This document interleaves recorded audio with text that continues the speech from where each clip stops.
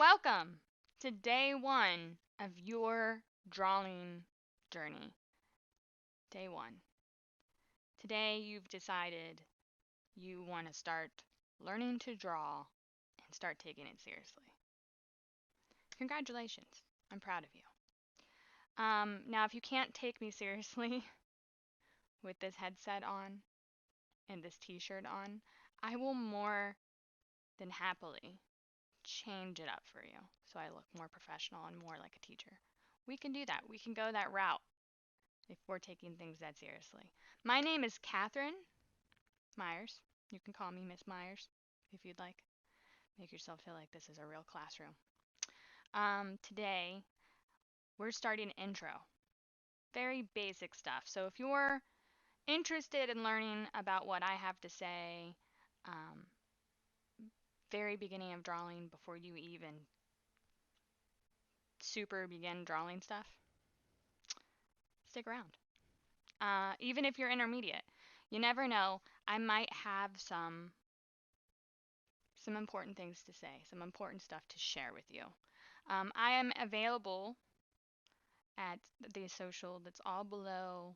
This is my personal YouTube channel. So you can contact me, you can send me your artwork, and I can kind of help you along with the process. I don't mind that. So, what I suggest you to do to start right off the bat, right off the bat, I want you to get reference.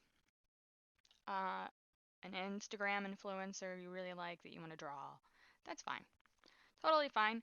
But if you're interested in becoming an artiste and you want to use artistic reference, um, ArtStation.com.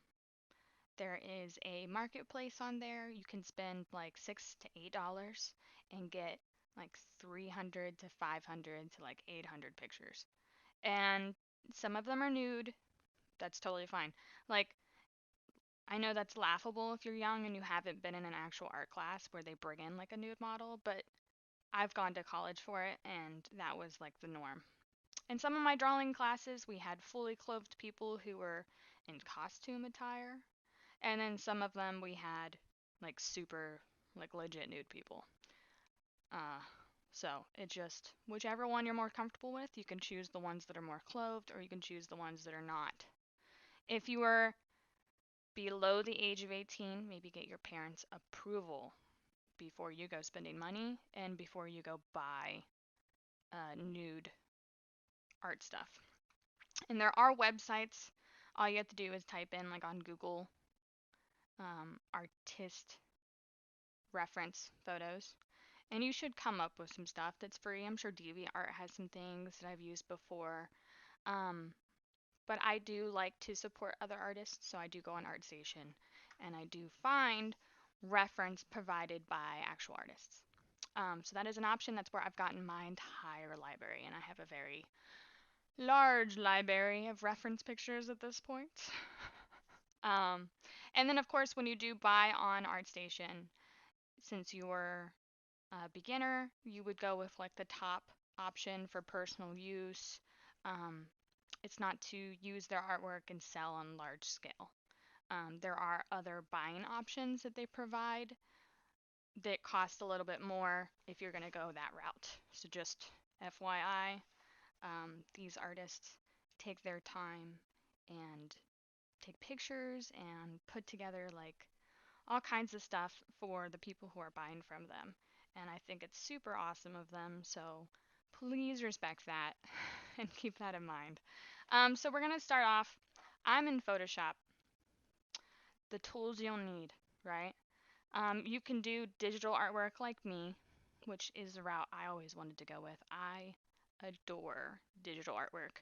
I started out traditionally though. So perhaps it would be wise to start out with your traditional pencil.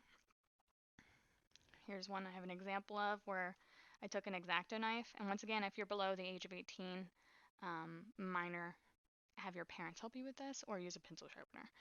But I took an X-Acto knife, which is a thing that artists do. I don't know if you can see it because it's so bright. But yeah, we usually whittle the top to where we have more lead showing. when we're working. You can use charcoal. Charcoal is a very traditional thing to learn with and work with. If you want, we can do a traditional charcoal session and do that and go that route.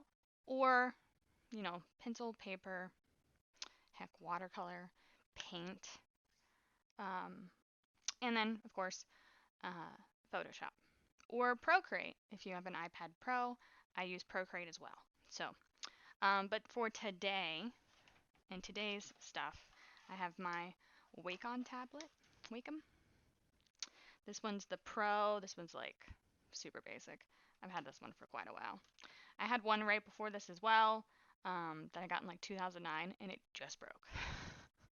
So like that thing lasted a number of years before it broke, and that only broke because I dropped it. All right, so let's go over some stuff here together before you even start. Add a new layer. So you don't need to do this. Um, if you want, I would get a reference that you like to prepare to draw. And pay attention to me here. So, references we went over, like I said, nude clothed artstation.com. Let's go over measuring, proper measurements, just to keep in mind. If you want to write these down, you are more than welcome to. You can also experiment some yourself. Okay. Our human head size is that big, right? So here's the length of my head.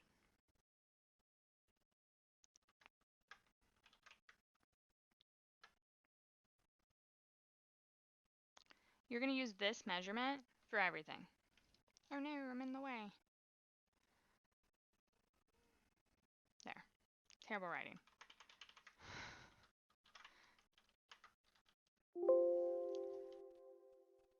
Terrible writing.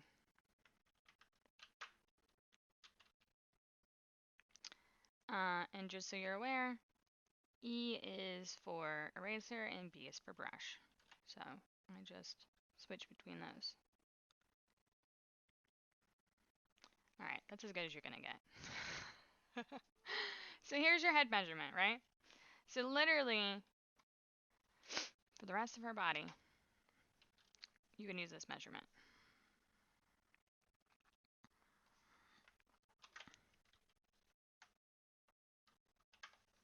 So I'm just gonna control copy.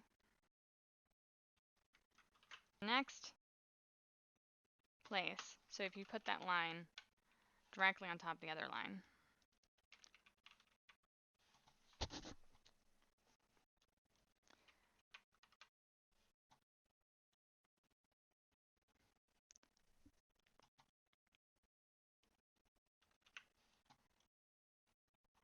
So you get pretty much her sternum, right, for that second measurement. The second one should fall pretty much right over top of the belly button, right? And that's where we're at. So, or third one, excuse me. So first one's going to be our head. Second one, sternum, right around this area, the chest, okay? And then the third head down falls on the belly button, as you can clearly see here, right? So let's see where the next two fall. So all your measurements, if you've lost me so far, are done with the head. So as big as you make your human head, the rest of the body will be in proportion if you use the head for measurement, right? So this is like realistic.